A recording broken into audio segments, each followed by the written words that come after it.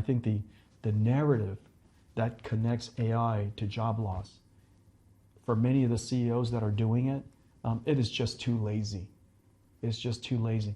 AI has just arrived. How is it possible they're already losing jobs? How is it possible that AI became productive and useful only 6 months ago, and they were somehow laying people off 2 years ago because of AI? It doesn't make any sense. It was just a way for them to sound smart, and I really hate that. I think we're scaring people, and that's irresponsible.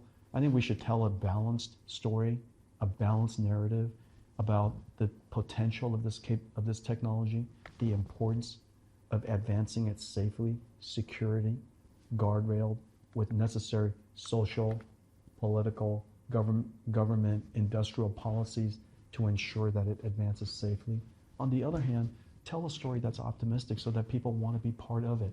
We are seeing more and more companies cutting jobs while they're investing heavily in AI. So on a scale of 1 to 10, how inevitable are job cuts because of AI? And what do you say to people who are afraid of losing their jobs to AI?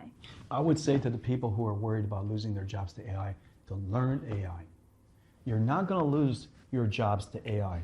You're going to lose your job to somebody who learned AI better than you. When the PC came along, the PC didn't take people's jobs. The people who didn't learn how to use PCs were left behind.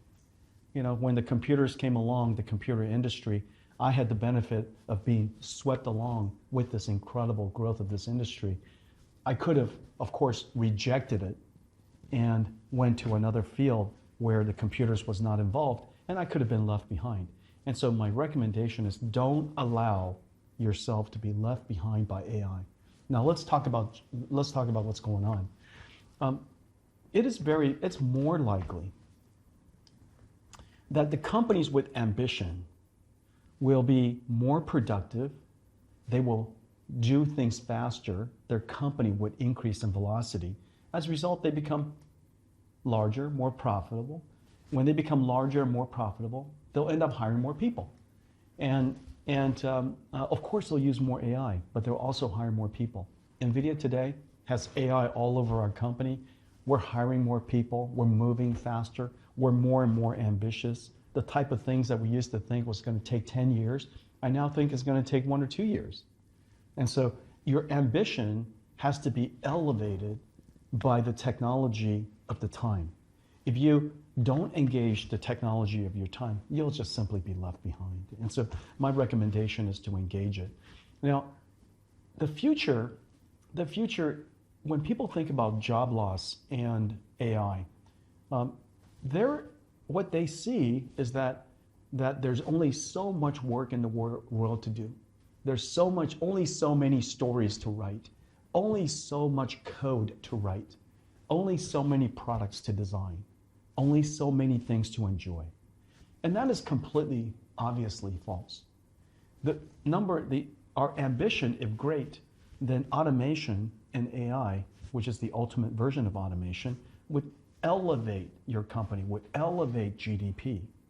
As a result, we should be able to bring more prosperity. It is very likely there will be more jobs in 5 years than there are today. Many more jobs. Some jobs will be different, some jobs will be gone, and many new jobs will be emerged. And I can say that with almost certainty. And the reason for that is this. The world has been growing, the GDP of the world has been growing at about 2% per year, 2% per year, for 150 years. For 150 years, where there was the Industrial Revolution with electricity, information technology, transportation, steam, manufacturing equipment, all the way to personal computers and internet and cell phones and so on and so forth, and artificial intelligence, it's been on a solid 2% per year. And it's incredible. And my sense is that, or my belief, is that all of those technologies at the time were transformative. Of course they were. How you and I live our lives today, and how 150 years ago people lived their lives, or the industries, the companies, my goodness, completely different. And yet, 2% per year, the number of jobs that have been created in the last 150 years, incredible. The number of jobs that will be created in the next 150 years is going to be utterly incredible. Of course, some jobs will be very different. Let's imagine that prosperity.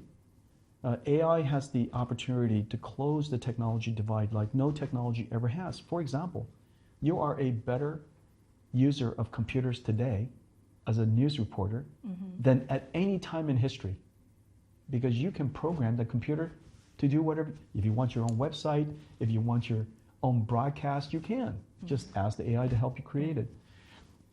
You're now a programmer just like I am a programmer. And so for the first time, AI has closed the technology divide. We have the opportunity to bring everybody along in this new technology revolution. That's a very big deal. The second, of course, AI will likely change the shape of the services industry, the manufacturing industry, and very importantly, the consumption industry, the entertainment industry.